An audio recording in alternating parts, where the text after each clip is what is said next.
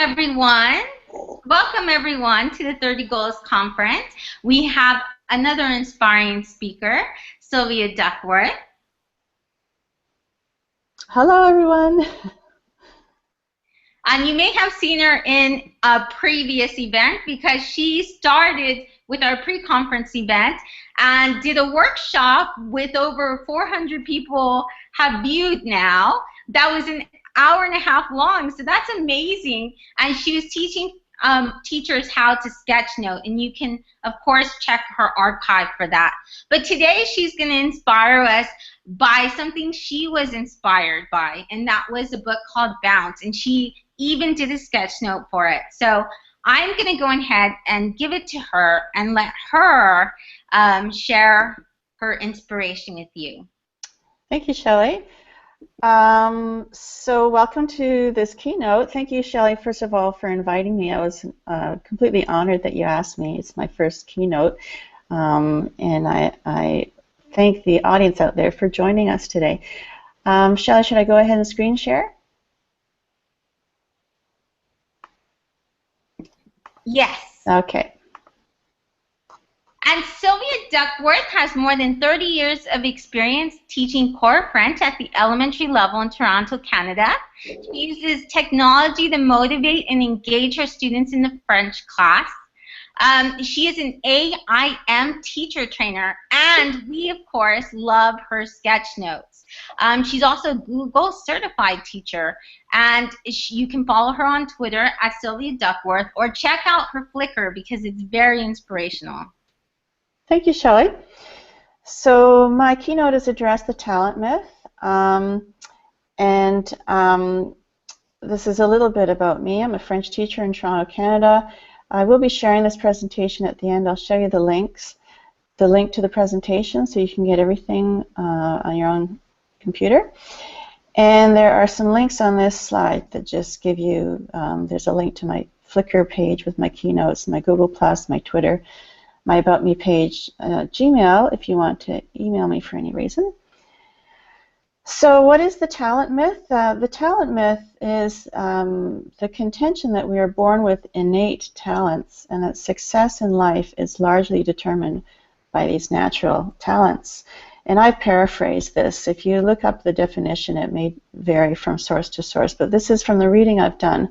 This is how I've summarized what the talent myth is. I recently read a book by Matthew Syed called Bounce, The Science of Success. It was written in 2011, and this is what inspired me to base this keynote on. So his premise is that we are not born with natural talent, but rather we can develop it with hard work. There are other authors who have maintain the same thing, and you will recognize probably at least a couple of these authors, but if you're interested in this topic, there are 4 other books that you can read to pursue it. Now, on the other hand, there's a completely different viewpoint, and David Epstein wrote a book in 2013 called The Sports Gene, and he argues that genetics and biology do play a significant role in success, from chess and music to baseball and tennis. So, you know, it's always good to look at the other side of an argument before you make your decision on what is valid or not. However, I'm going to stick to the nurture argument because, well, for a couple of reasons. First of all, I have an identical twin sister. Her name is Maria, and throughout life we developed strengths in different areas, and it's interesting when you consider we have the same genetic makeup, but our careers took different paths, and we had different interests that we were doing extracurricularly. So I had an interest for the nurture argument because of this. And then also with my recent interest in sketchnoting, I went from someone who did no drawing to someone who really enjoys drawing. This argument resonates more with me than the nature argument. Also, as teachers, the nurture argument for talent development has many implications for teaching and for personal growth, and I'll be talking about Carol Dweck's growth mindset later in the presentation as well. So this is a couple of things that Matthew Syed insists on, and he repeats over and over again, is that champions are not born, they are made. And secondly, that everyone has the capacity for excellence with the right opportunities and training. So a little bit about Matthew Syed. He's a journalist, an author, and a TV commentator in the UK. He came from an ordinary suburb in southeast England with no sporting background. However, between the years 1995 and 2003, he dominated table tennis, or we call it ping pong, in the UK, and he is a 3-time Commonwealth champion and a 2-time Olympian. So he asked himself, how is it that I became a champion? In fact, he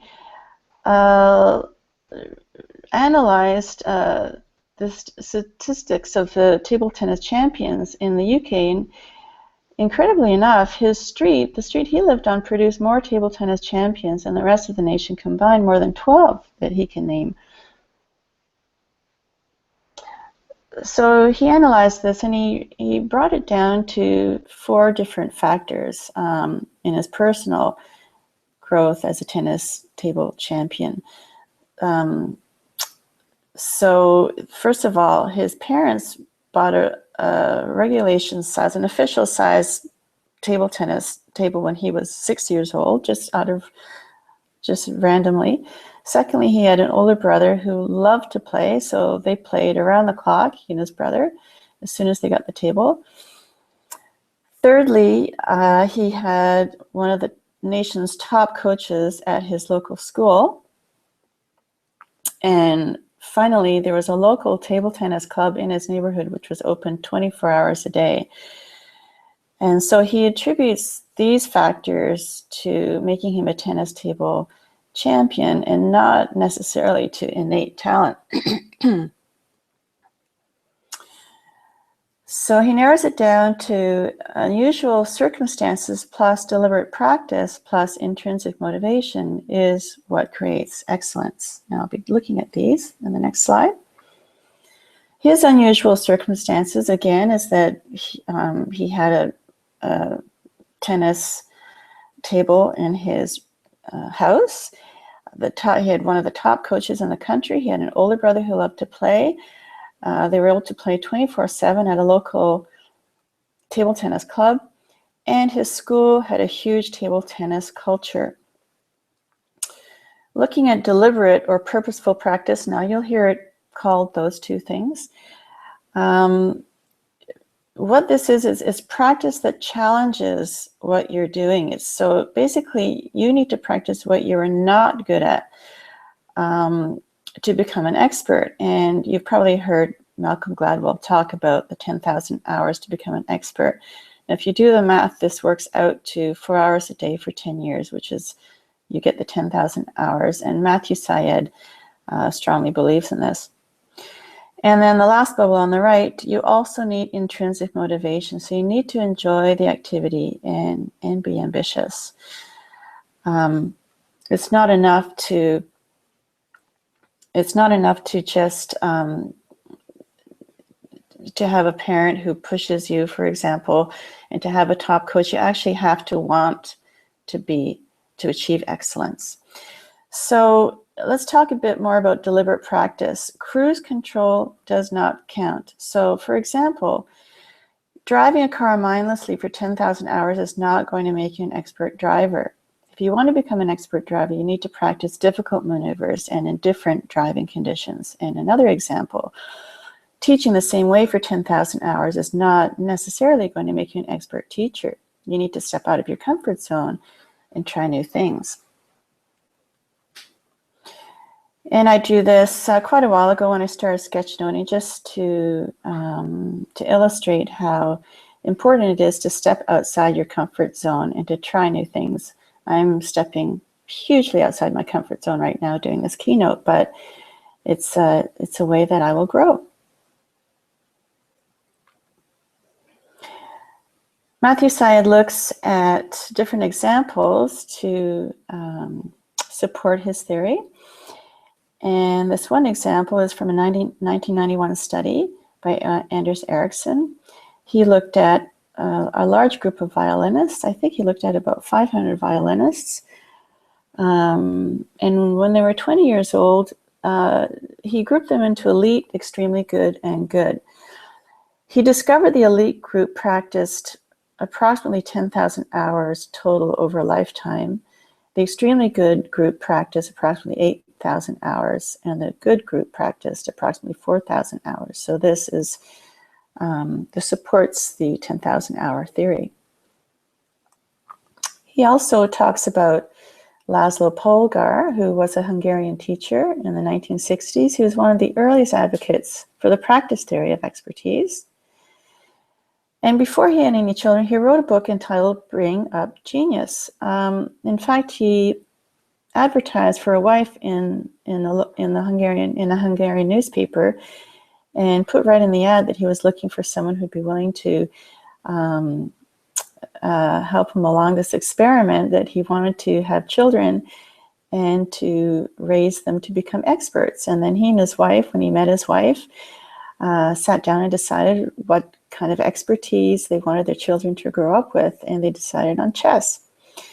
So from what I understand, neither of them had a strong chess background, so they had to do a lot of research on how to teach chess.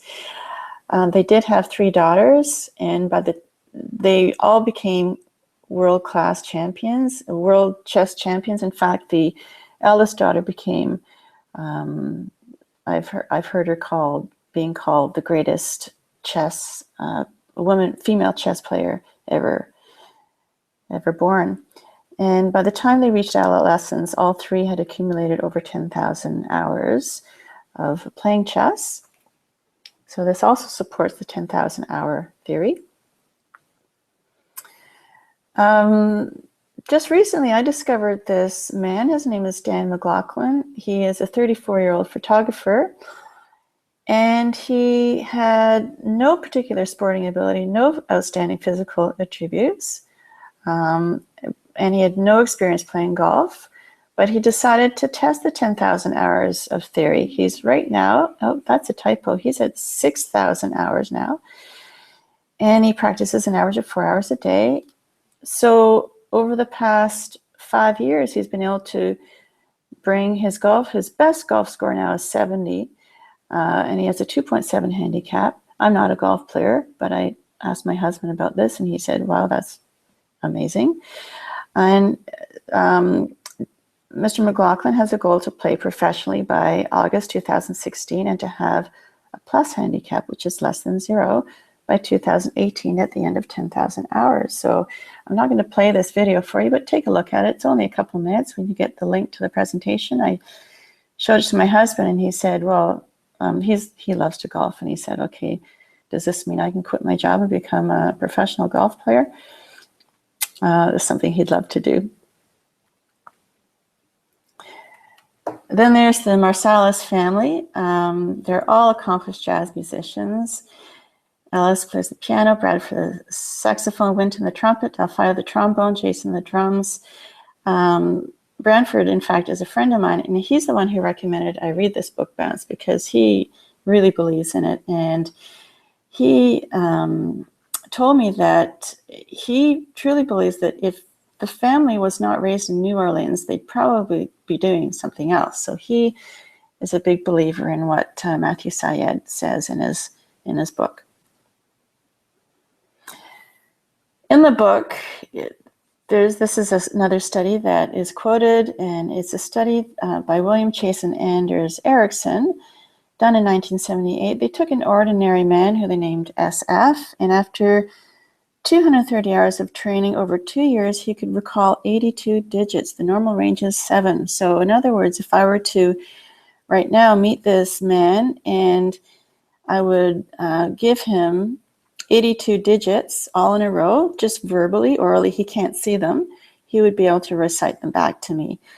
So the normal range is 7, and so they contend that there are no limits to improvements in memory skill with practice.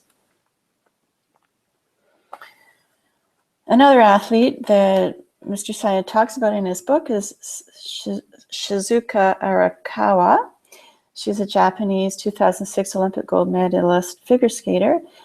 And he contends that she has fallen more than 20,000 times since she started skating at 5 years old. So Jeff Colvin, another author who believes in the 20,000 hour practice theory, says that landing on your butt 20,000 times is where great performances come from, and that progress is built upon the foundations of necessary failure. Some of you may recognize this quote by Michael Jordan: "I've missed more than 9,000 shots in my career. I've lost almost 300 games. 26 times I've been trusted to take the game-winning shot and missed. I've failed over and over again in my life, and that is why I succeed." So failure is critical. This is something that a friend of mine, Kim Polishuki, asked me to draw, and I think it's really important that we keep this in mind. We shouldn't necessarily celebrate failure. Rather, it's the moment after failure, when we reflect, continue to move forward, and share the learning that should be celebrated. So if you fail at something and you give up what you're trying to do, then that's not something that necessarily should be celebrated. It's, do you get up and try again, even after you fail? And that's what needs to be celebrated with us and with our students. Malcolm Gladwell also talked about the importance of failures, and that employers really need to look beyond talent. So in his interviews with successful people, they often talked about how their past failures shaped them. So he contends that employers should look at failure in an applicant's past as a positive, not a negative. And instead, they should be looking for potential for success with drive, skills, and experience, and ability to collaborate, etc. So once you've decided you want to achieve excellence in an area, it's not easy to get there. And this is something that Matthew Syed also repeats over and over again. The path to excellence is steep, grueling, arduous, and lengthy. It's not easy. This is a video I found a few days ago on Venus and Serena Williams. I'm not going to play you the whole thing, but I do want to play you the first couple of minutes just to show you this idea of hard work. Finally tonight, Venus and Serena Williams, a new documentary takes us into their private lives where we see the discipline and sacrifice it takes to stay on top. Even when you're Serena, now 31 and the oldest #1 ranked female player in history, as the two are proving age is no match for the heart of a champion. Here's ABC's Lindsay Davis. Riddled at times with doubt, fatigue, and pain. I'm tired. It's hard today. This is what it looks like to be a champion. I feel like I haven't done anything in my career, and maybe that sounds ridiculous, but I feel like I have to do so much more. For more than 20 years, day in and day out, 5 hours of exhausting drills, running 10 times around a football field. Can't wait to get stronger. In a new documentary, Venus and Serena, we get a glimpse of the Williams' superhuman discipline. Well before their combined net worth was estimated at more than $150 million, when they were barely tall enough to see over the nets at the tennis courts in Compton. This was all they knew. What's the toughest match you've ever been in? Probably the one against my sister. Their dad, Good racket speed, man. Speed that racket head up. the man who borrowed used balls from country clubs to coach his daughters in a sport he never played, in a park infamous for gang activity. I sat down with the filmmakers. So I just want to show you that video just to demonstrate that even athletes like Venus and Serena Williams, you think, wow, what incredible talent. But they worked hard to develop that talent.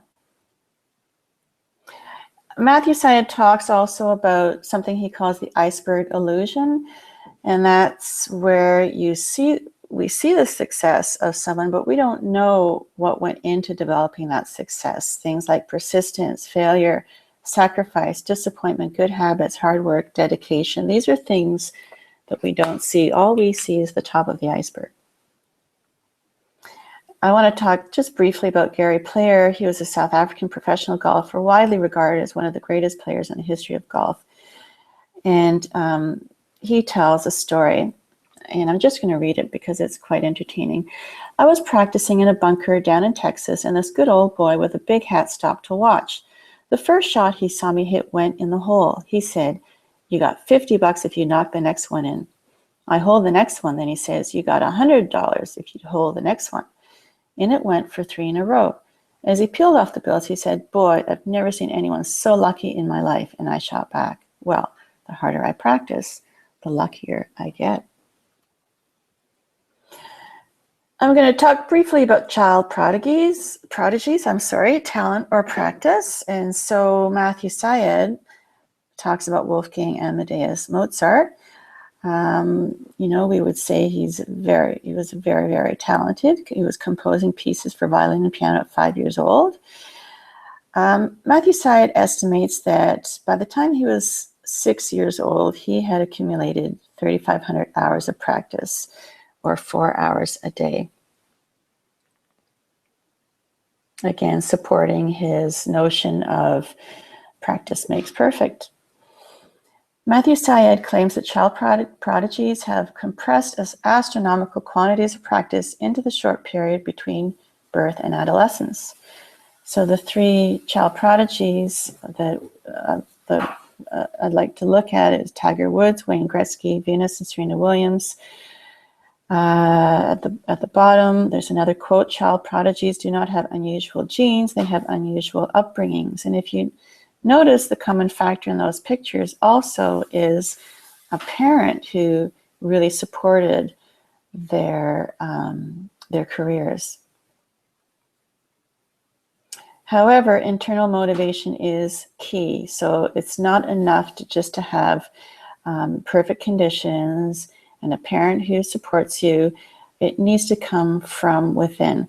Tiger Woods has been quoted as saying, "To this day, my dad has never asked me to go play golf. I asked him." It's the child's desire to play that matters, not the parent's desire to have the child play. And Serena Williams has been quoted as saying, "It felt like a blessing to practice because we had so much fun." Matthew Syed talks also about race superiority in sports, and does it exist? So there are 3 questions he looks at. Why do Kenyan runners dominate in long-distance races? Why do Black athletes dominate in sprinting events? And why are African Americans overrepresented in professional sports? Kenyan runners, everyone knows how dominant they are in long-distance running, and in 2006, Yannis Pitsiladis studied why they were dominating. So he actually went into their homes and collected the DNA from them, scraped the insides of their mouths and collected DNA, and he discovered that the genetic variation was not significant to explain athletic superiority. The genetic variation of them with the normal population, the rest of us, is not significant to explain athletic superiority. So then how do you explain the superiority of these long-distance runners? Matthew Syed contends that 90% of the top Kenyan runners were from a 60-mile radius in the Nandi Hills, and that altitude training put them at an advantage. Also, many of Kenya's top runners ran to school and back every day.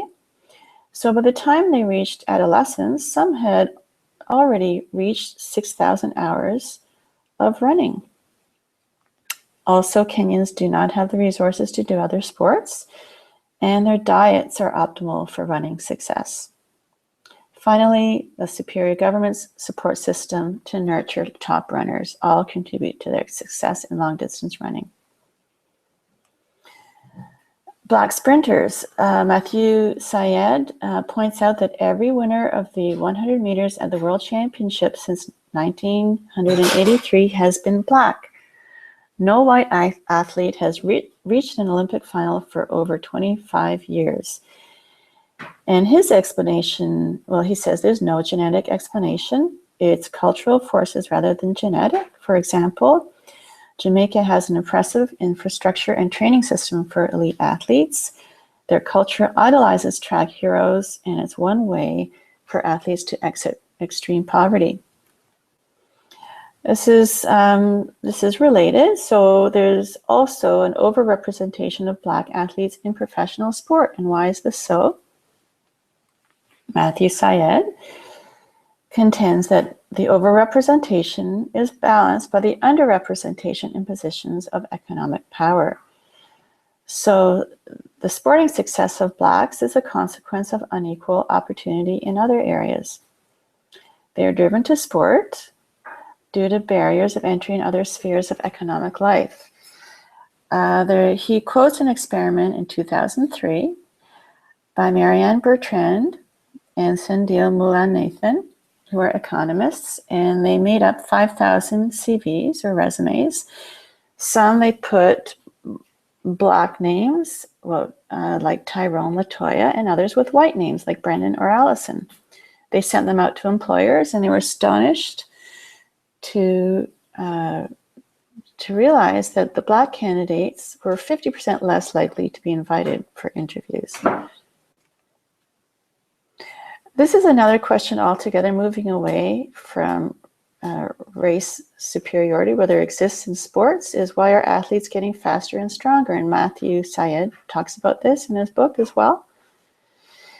And I got this from the internet, just looking at how marathon times have been dropping drastically over the past century.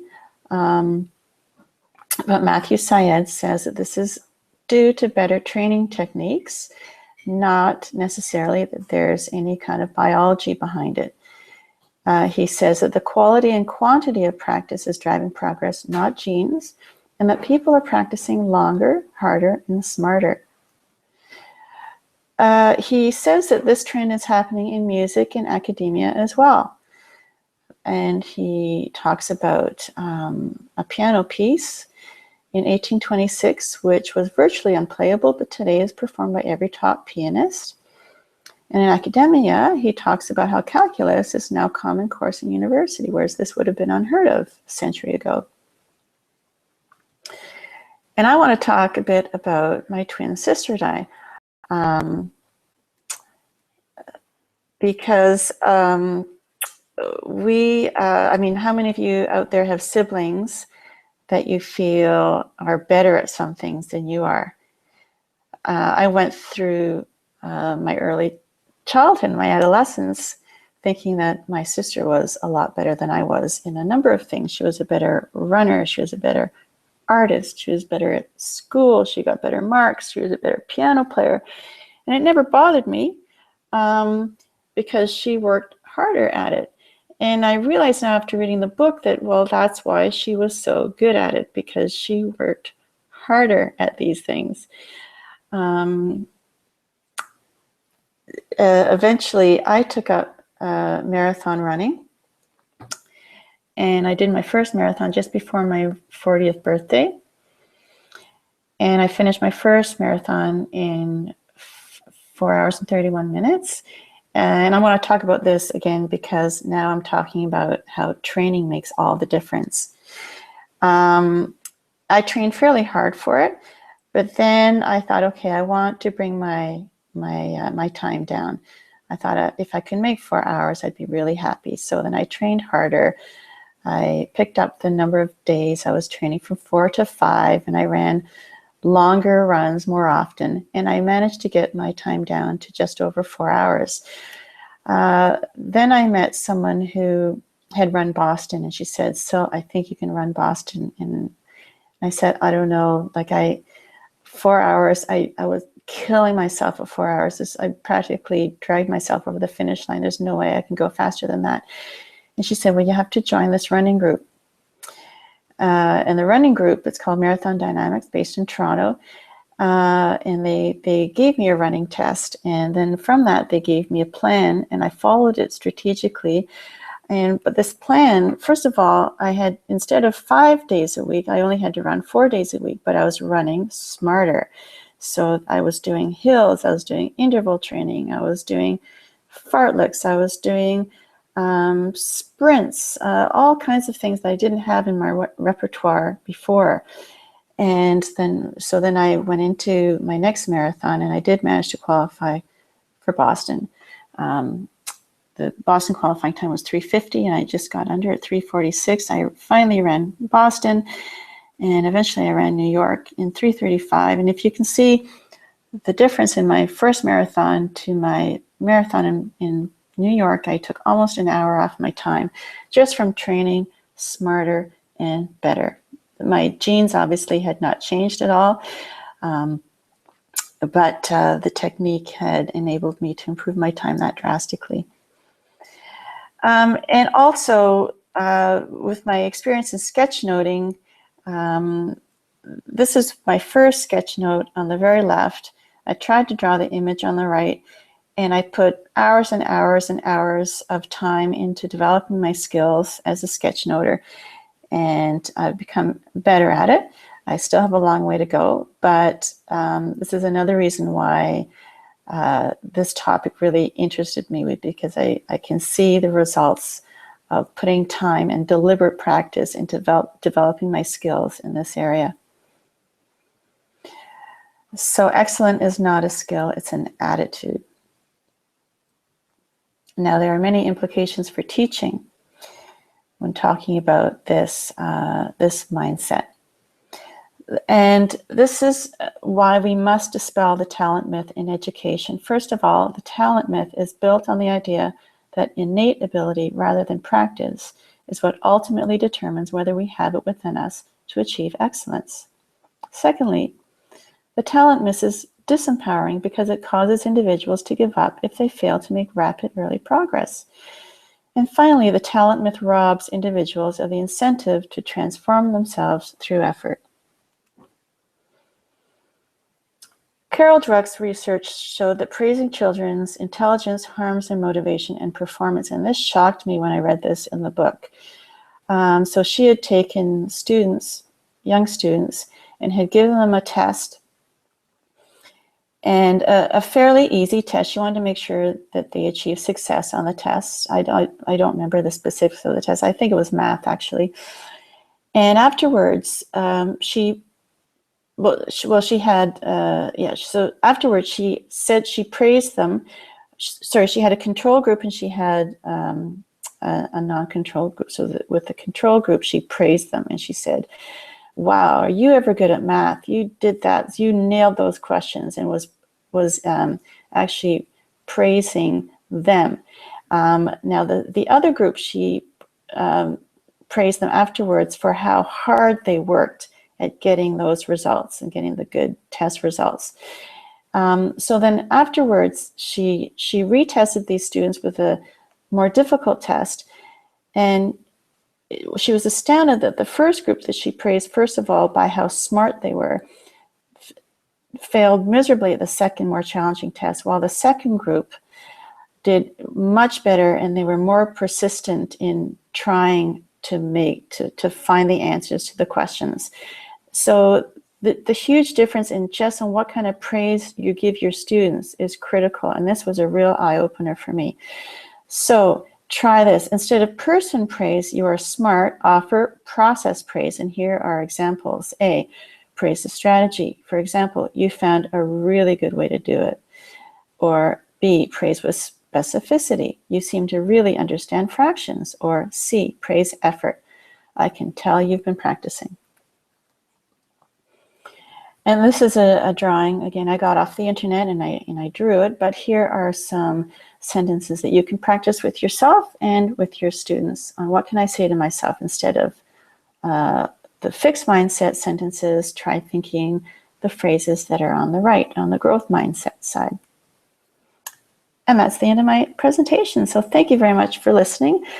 The link is at the bottom, bit.ly/talent myth. And I'm hoping now that there are some questions that I can answer.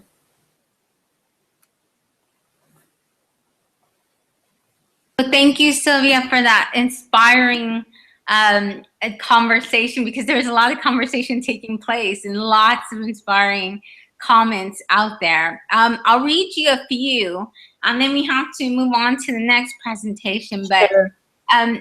let me see if I can find any of the question. Okay, so well, Brett wanted to know if you could, what's that quote about teaching the same thing every year, is what he said. And Okay, so when Brett gets the link, he can revisit that slide when he gets the link to that presentation. So again, that link, Brett, is it's bit.ly/talent myth, all lowercase. so I'll read one from Judy. Judy says, the change starts with us as teachers. When we teach the students we have not the ones we think we should have, we can see them better and find the nuggets of interest that will excite them. She also made the comment that she was going to definitely have to revisit your keynote because she had so much inspiration from it. Oh, wonderful. It's nice to hear. And then Mariana said that she attended a seminar in Croatia, and that the presenter showed them that students who practice every day, at least once a day, better memorize than those who practice only 2 or 3 days, several times a day. Oh yeah, for sure.